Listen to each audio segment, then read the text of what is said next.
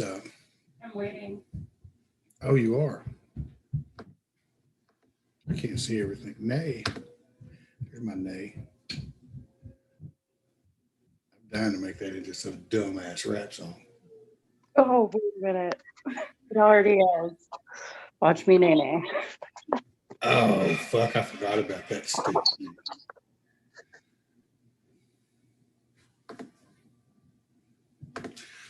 Okay. Record this on this computer.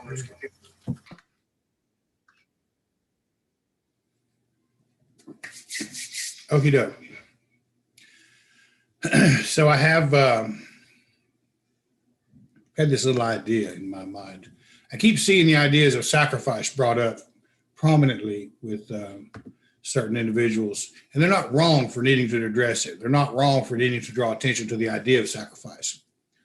But I think in this day and age, we've got a real confusion as to what sacrifice is.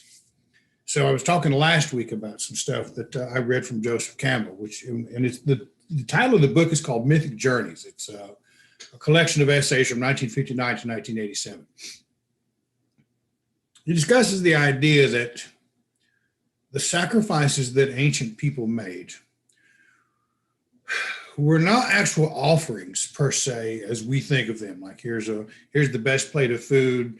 I'm going to lay this out for you. This is an offering or a sacrifice of a cow or a horse or a pig or a person or whatever it might be. Their connotations to the term sacrifice was the releasing of the divine within that entity so that that divine being might return from whence it came. So when you think about the idea of sacrifice in that term,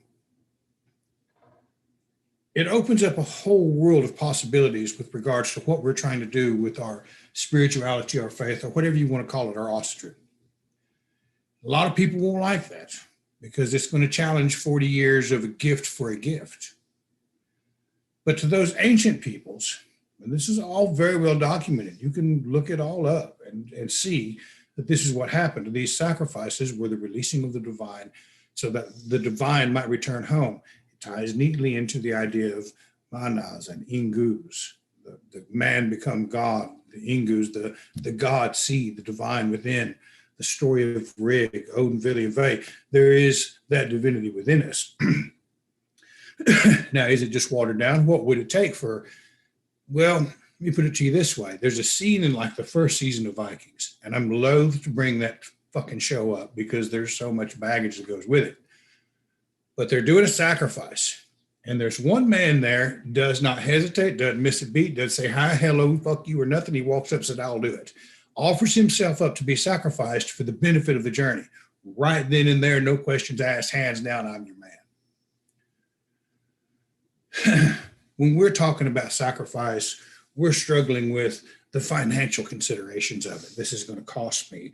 Well, this cost of money, well, that's a good sacrifice because I worked hard for that money and I'm going to buy this and I'm going to make this offering and it's going to be good. But that's not really going to cut it. That's not really going to cut it, not because I'm speaking for the gods, but because I'm trying to point out a direction where an individual might get a healthy expression of that within themselves to understand what's really going on. So one of the key components of those very early mythologies was that those communities and the ones that are still exist and still practice these same things today are part of the environment in which they live in. And that's all well and good. That's all interesting. What the fuck does that mean? How do I apply it to today? The only thing I can do is go through the example of the Poetic Edda, right? How does a person demonstrate their understanding of the world in which they live? Well, it's always a contest of question and answer. He who can question and answer well. The depth of that expression really resides in the examples of no less than 4 different stories. One is the Voluspa, then there's the Vafthrûdnir, then there's the Alvasmal, and then there's, I can't remember the other one, but there's one more. It may be the the Sigdrifamal, where she explains the runes.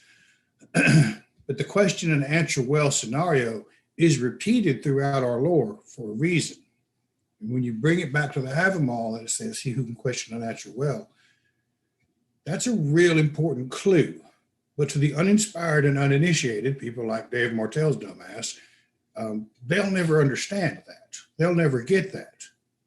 Now, some of the individuals that like are my contemporaries, they're getting a part of it. I saw one essay the other day, all training is sacrifice. Now, some people may not like what he has to say or because of who he is, but he's not wrong. The earliest mythologies of the equator, right? The farmers, these are the people that began to plant foods first because it was always sunny, always plenty of moisture, plenty of water. It's easiest to grow things there. The coconut, the banana, the yam, all of these cocoa, sugar, all of these things that we take for granted now originated there. One of the first myths about the growing and planting and rebirth, which is important to consider, was this being emerged from a coconut, kind of like a being emerged from this block of ice as the cow was licking it. So he is being born out of the ice. There's a big celebration. She's standing in there. She's handing out wonderful gifts to all, and they get butthurt about it. They kill her, cut her up in small pieces. Her father goes and gets her. He plants those small pieces. That first small piece grows to a coconut tree. The next small piece grows to a banana tree. And he begins to feed the world through the death of his daughter. The sacrifice of the divine that went back from whence it came and left a mark on the community that benefited the community. Same thing with the bear hunting tribes in Western, I can't remember the name of that community. Can you? Inouye? I think it's the Inouye Indians on the western side of Asia, like on the coast, Russia and Mongol. They're surrounded by thousands of miles of Mongols and Chinese and everything. These are fair-haired, blue-eyed, light-skinned people that are still practicing the same kind of bear cult sacrifice that was practiced by the Neanderthal before the last glacial period, an unbroken line. When they kill a bear, they believe that the divine comes to the world as an animal. And when they kill that animal, they do it with great pomp and circumstance as they're doing that God a favor and allowing it to return. And they're like, remember us well, think of us well. Those communities are very much, they're a part of the world they live in. It flies in the face with much of what we see with reject the modern world and all that shit. So that's not what I'm talking about. I'm not talking about putting on a three-piece suit with a 3-button stitch and some nice wingtips and a gold watch and a Rolex and going out there and getting the banking industry or whatever. I'm not talking about the modern or becoming a producer in Hollywood. No, I'm talking about the world we live in, the natural world we live in.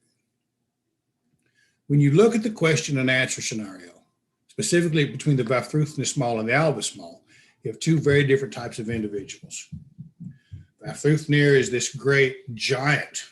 He knows more than everybody else. He's made a mark by understanding his place in the world, and he's become a king in his own right by his own hand and his own knowledge. But Odin gets kind of a case of the ass about that. Like, who is this upstart? Who's this guy think he is? Okay, I created this world. I will see if he knows what he's talking about. Their question and answer is going to be a little bit different than some of the others. Their question and answer starts off with, how was the world formed? The mountains are made of his bones, the sky from a frost-cold giant skull, and the ocean out of his blood. They're talking about the very foundation, the grand cosmic scheme of things. The next thing is, whence came the moon over the world of men that fares, and the flaming sun. So we're talking about the world we live in. Now we're talking about the two most powerful forces that drive everything on this planet. The moon with the tides and the sun with literally all life. An understanding of that. That's real simple. That's the high-minded concepts of the Aesir gods, all right? And Vafthrûdnir answers. And then Odin asks him again, whence came the day over mankind that fares, or night with the narrowing moon? So he's asking him, now we're talking about the establishment of time. It goes to the father of day as Delin, the night began not. The fourth question he asks, whence did winter come, or the summer warm, first with the gracious gods? So we're talking about time and the passage of seasons. These are the things, the external forces that affects men's lives. We survive all of these things. We plan and we anticipate and we deal with the harshness of the world because we understand the rising of the sun, the in and out of the tides, the phases of the moon. We can plant, we can harvest, we can hunt by those simple things right there. Those men that understand that have a connection to the world. What do you think they would consider a sacrifice to be? It's not going to be what they can buy at the store. It's not going to be a lot of things that we think of as a proper sacrifice today, proper offering. It's going to be a little bit different. It's going to be a little bit more special because they're going to use the knowledge established by the gods, the cycles, the flow of time, the flow of life across the world to integrate something into their lives that is going to be of tremendous value to them when they make that offering to the gods. One of the best stories I ever heard about a sacrifice was a friend of mine who was my Gothi student. I was a Gothi mentor with the AFA. He was in Europe, and I'm not going to say where or anything. I'm not going to call him out, but he knows who he is, and I think he's a fantastic man. He's a really good dude. He has a farm, and he works that farm. He works a job. He rides a bicycle to work. He's an engineer. He rides his bicycle home. He works his farm, and there was one goat. She was approaching the end of her life or usefulness on the farm, and they made the sacrifice and offered the heart in the fire to Uller. The next day, he goes moose hunting, got the biggest moose he's ever got. An understanding of the world he lived in. He's very connected to his environment. He understands the phases of the moon, when to plant, when to harvest, when to shear. He understands the life cycle of the animals that he works with. So when he makes a sacrifice, it's something much more than just something I bought at the store that might mean something. So the next level of understanding the world we live in is more down to our level, not the high-minded passions of times and flows of life. These are the kind of things a shaman should understand, or a Gothi, or a Volva, or any of these people that kind of help other people move in the direction of what it means to make sacrifice, when to make sacrifice, how to make offering. When you go to the Alvis Mall, you have Alvis, this completely unworthy individual attempting to take the hand of Thor's daughter, and Thor, as the warder of men, is going to ask those questions most relevant to men, the common knowledge. So Thor asks him, he says, what call they the heaven beheld of the high one in each and every world? So Alvis Mall, he thinks he knows everything. Heaven men call it the height, the gods, the wains, the weaver of winds, giants, the upworld, elves, the fair roof, and dwarves, the dripping hall. So he kind of knows all that kind of stuff. We call it the sky, the solar system. Then he says, what call they the moon that men behold in each and every world? So he's not letting him slack. This is the warder of men asking an individual, just exactly how much do you understand of how you live in this world? And Alvis answers back, moon with the men, flame, the gods among, the wheel and the house of hell, which is interesting to understand. The goer, the giants, the gleamer, the dwarfs, the elves called the teller of time. So now we're back to the understanding of the flow of time. When we get back to sacrifice, we have to understand how to integrate that into that. Now, when you're talking about making a sacrifice, what is just like the little Indonesian goddess that was cut up and buried. The same kind of story appears with Horus. He's cut up and spread apart, and Isis rises from below. Literally, chaos itself begins to rise to the surface until she finds all of his parts and mates with it and recreates him, and he gives one of his eyes to his father Ra. the idea of death is not really death in these myths. We want to consider that the final, because all of our lives we've been taught that, well, that's it. Once you die, we have no idea what comes next. We understand the flow of time. Let's say we begin to understand our place in the world. Let's say we begin to develop and cultivate a real rich understanding of the flow of life and time and energy across the surface of this planet and our place in it and how we might best fit into the world in which we live in this question and answer well scenario. And we begin to make sacrifice. We begin to make offering. When we look at the mythologies of what that looks like, it kind of becomes apparent that the world lives on death because there's always a rebirth. There's always a rebirth. The world lives on death and rebirth. Berkano. We have everything dies in the winter, comes back in the spring. The cycle of life and our place in it. So when we make sacrifice for ourselves, what do we need to be looking at? What would be a suitable sacrifice to these gods in this world? And the better understanding of it would be, what is it that I can do that allows for the release of the divine within me, that brings it closer to the surface? I wasn't aware of it when I wrote Asatru Book of Days, but my thought process was I wanted to create a book that helps people keep these ideas of the gods at the forefront of their minds, thereby allowing them to live the kind of rich, noble, healthy lives that we all expected when we became Asatru or drifted off the established path. And now I'm looking at it 12 years later, I guess, 10 years later, looking at this idea of sacrifice and the concept that the world lives on death, and all of these gods seem to die and go on these wild journeys, and then they come back for something better. How do I incorporate that in my life? How do I make that mean anything? What the fuck would that be worth? So a while back, I came across something and I gave a big talk about it, talking about suicide. Everybody comes to a point in life that come up to some brick wall, some situation that's so painful that the courage to continue on living simply fails them. A traumatic episode in their past of all kinds of sorts that are more than each one of us might be able to comprehend as individuals to whom it did not happen.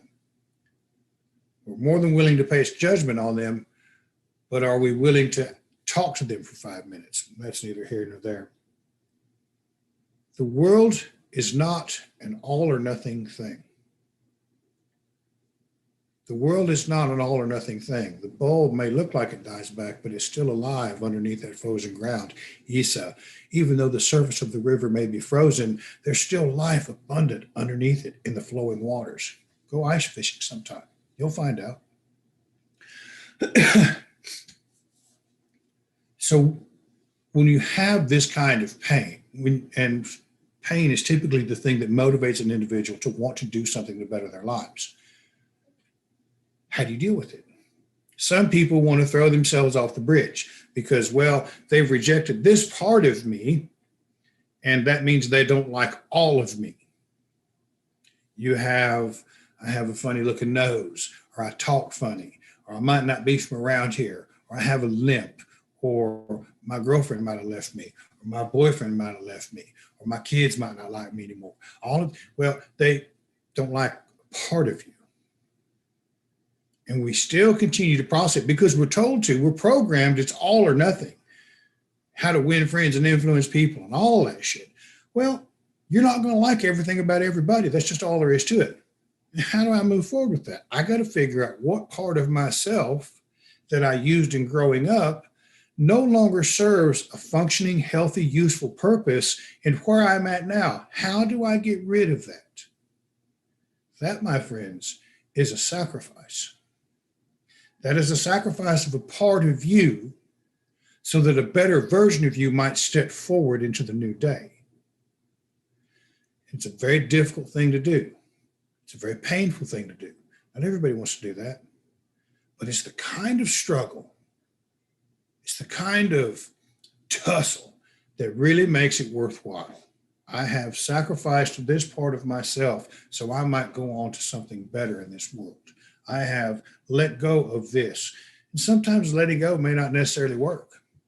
I'll pull that shit back up in a heartbeat. Piss me off enough and I'll pull up a whole bunch of shit. It's just how it goes. But to sacrifice, make a sacrifice of a part of ourselves, to grow in any real true sense of the word, spiritually or emotionally, even physically. Physically, you got to rip them muscle fibers, grow them back together, blah, blah, blah. You've got to get comfortable with the death of certain parts of yourself. We do not jump in here with both feet because we fucking know everything. We jump in here because we're still, hey, I think there's a better way over here. Let me figure out what it is. Well, figuring out what it is means letting go of some of that stuff that we grew up with, right? There's your first sacrifice, and you've opened a door to a new world. We're not even realized we've done it, and here it fucking is. Holy shit. I didn't realize I sacrificed this old part of me that was no longer serving any useful purpose. I was sitting here in pain, sucking wind in a world of hurt, who knows what all else. And I decided to let that part, all that old learning, all that old teaching, all that old bullshit that I wanted to carry around, I let it go. And now all of a sudden I'm in Austria. Holy fuck, wide, new, broad horizons. There's your first sacrifice. To continue growing within any kind of spirituality, you must become comfortable with the idea of death. Death is always a figurative idea for growth and development, of becoming something more, of sacrificing a part of who I am to get rid of it so I might be worth more, so I might live up to the expectations. And perhaps when I do die, I might be able to join the gods on their mission, whatever that might be.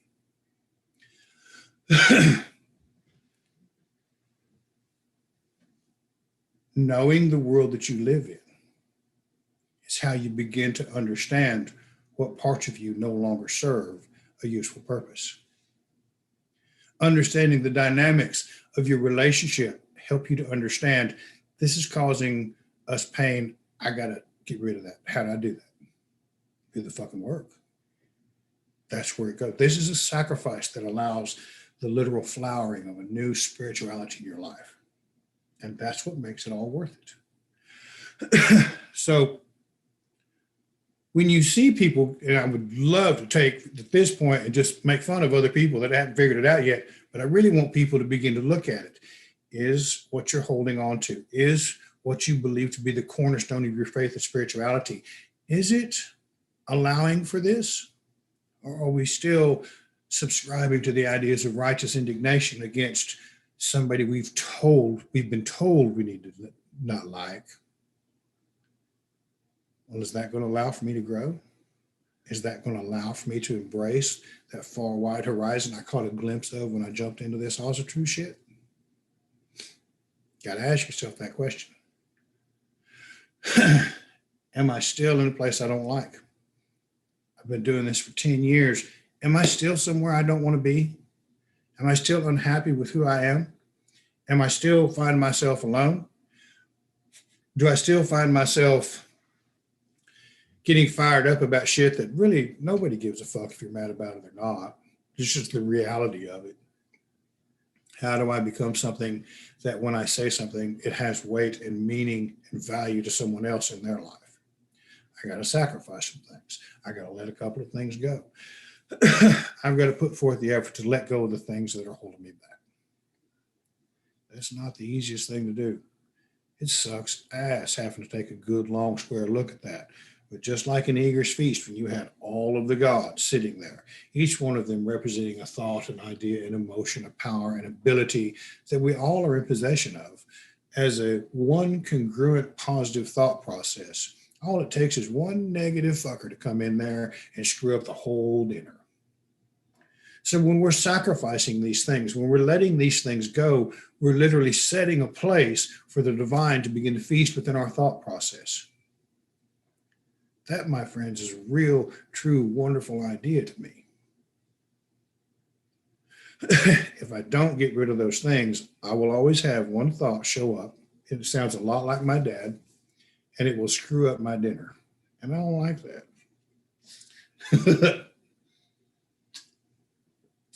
So the question and answer scenario tells us what we need to understand in this world.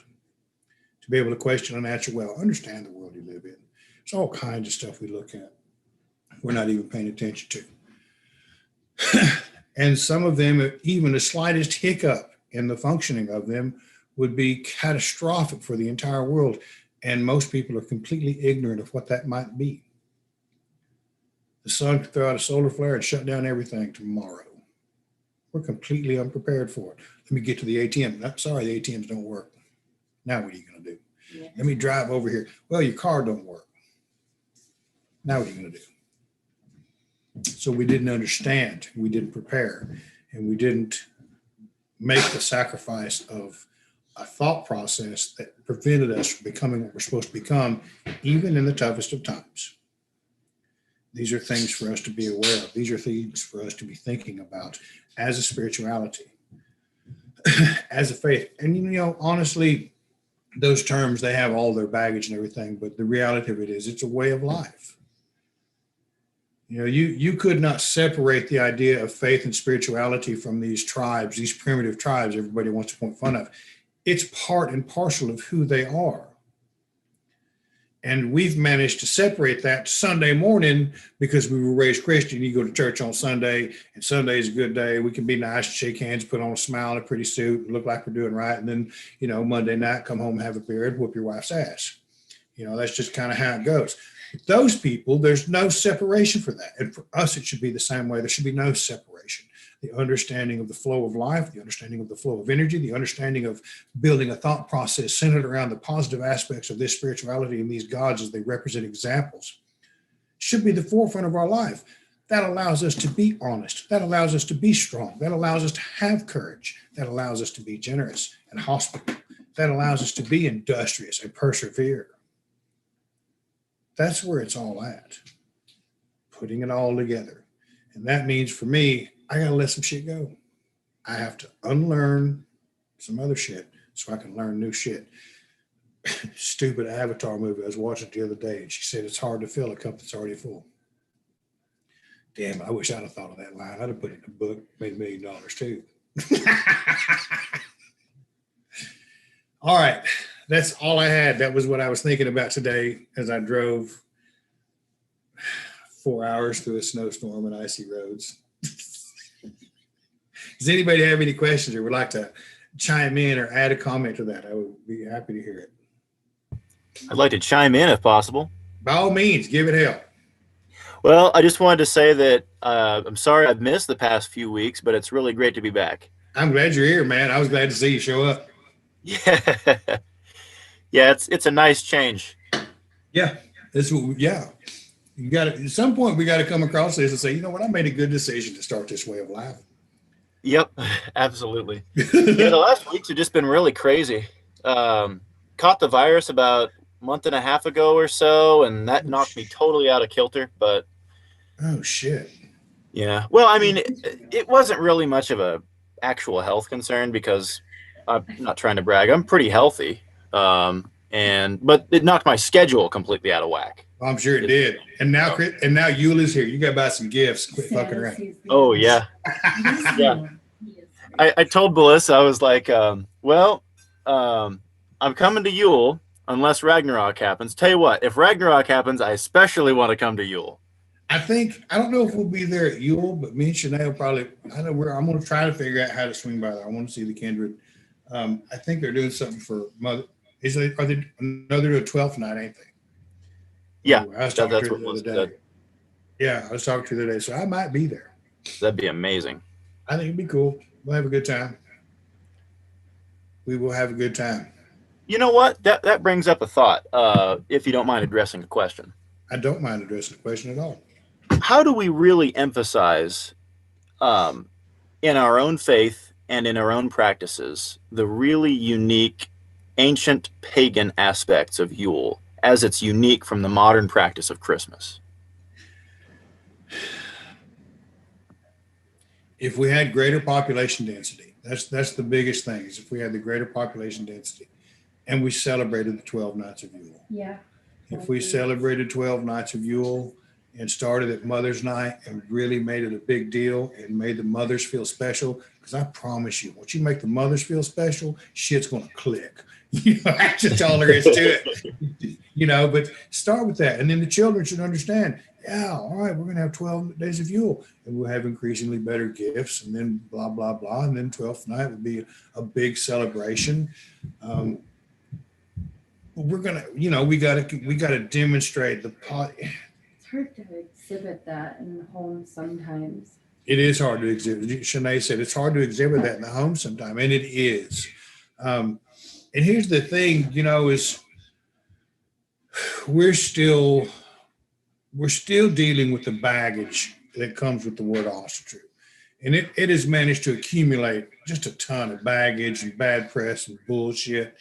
And so we're really fighting an uphill battle of trying to set a standard that this is a good way of life. And so, but you're right. I would, a 12-day celebration would be a fantastic thing. How do we get off work? Well, we got to make a sacrifice of the thought process and begin to build companies that celebrate that. It's taken the Mormons 150 years to do what they've done, and a lot of money. And I think that's really where we got to start with. And it just has to start with each individual really setting that example that I'm really worth something here. Well, the upside is we have the favor of the gods. We do. I mean, we do. We're built with it. We're born with it. We're bred with it. We got it. And that's kind of the thing about it is if we get out of our own way and begin to let that flow and tie into things, we might be really surprised how well it flows, the possibilities that might emerge from that. I mean, there's a world of potential in it.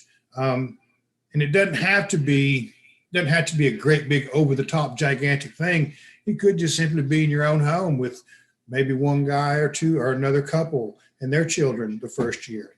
And then if they have a good time and you guys continue to truck along, not really proceduralizing, but really setting a good example, maybe the following year could be 3 or 4 couples. And then maybe somebody from another state might say, hey, I'm going to come support you in what you're doing because I really like your efforts. And then kind of build it in a real good grassroots, I hate that term, but grassroots kind of way to do it instead of over the top. This is the greatest thing. This is what we're going to do. We're going to have a little meal. We're going to have some drinks. We're going to have some gifts for the children. We might play a game, just good friends hanging out. That's where the real strength is. That's where the real bonds are formed. That's where the joy, the pleasure, all of that stuff that we looked for comes from, And every time I go to Melissa's, I feel that. You know what I mean? I'm sure you do too. I'm going to have to start writing this stuff down every time you have a thought. It's on YouTube right now. Yeah, it's on YouTube right now, and I'll release it as a podcast later. All of this. Where can we find the podcast, by the way? It's on my Patreon. It's on iTunes. It's on Spotify. It's on it's released on YouTube as well. It's Acast is Audible. the Audible. Is it on Audible? Yeah. Okay, well, it's on Audible too. So Acast did a deal with Patreon to be the exclusive writer or whatever, and then they do it all, and they're a huge outfit. And it was like $15 a month or some bullshit. Bless you. But yeah, it's just Brian Wilton's podcast. I used to do, when I first started it, I had 100,000 unique hits a month. Now I'm going to try to get back to that. I mean, it's taken off. I'm probably pissed, and I've already pissed some people off enough to talk about it. I probably have to do it again. Well, anytime you say something worthwhile, you're bound to piss off somebody. Well, I may have gone a little over the top. Downvote the other day, and I was like, oh, somebody got their butt hurt. Did I get a thumbs down? Something got a thumbs down, and I just laughed. Well, but they are talking about me. But does anybody else have anything? Well, guys, it's been a real pleasure. This is always a joy for my Sunday nights. I mean, no matter how tired I am or what, I love coming on here. I like people showing up. I like you guys showing up. I appreciate it. you haven't joined my Patreon, join it. I got a bunch of good shit on it. Fixing to put a bunch more on it. And I've got a rune series on it. I need to finish. I need to do a file of it. That's going to become one of my next books on the runes. And it's different than anybody else's, but I think it's going to be pertinent. I had to say that word. It's just almost perky. It's pertinent. Does anybody else have any questions? I'd be happy to answer. Renee, I see you highlighted, but I don't see you're not unmuted. There you go. How's that spice coming? You know what? What's the name of that spice again? I don't want to say it on the air yet because I'm about ready to release it. I've got all the stuff for it though. I'm gonna send you some. Well, this fantastic podcast and the words of Brian Wilton are sponsored by Renee's Spice. And I wish I had a name for it because that sounds all kinds of wrong. I'll be giving it to you soon. It's a really good one. I just want to say it yet because if that gets out before I release it, then you know how that goes. I do. And I have tasted it and it is good. Thank What you. happened? You're going to get some more. Good deal. I look forward to it. Okay, guys. Shay, it's good to see you. Good to see you too, Brian. I Bye. checked out the live chat on YouTube. There's no comments. So Oh, good, man. That's awesome. I had that up too. They get mad at me. You should have seen the comments. Right, that last one I posted that podcast. People that bitch about Jews are stupid. Spelled STOOPUD. Holy cow, they got butter. All right. Tomorrow's Monday. Grab it by the nose and whip its ass, guys. Have a good night.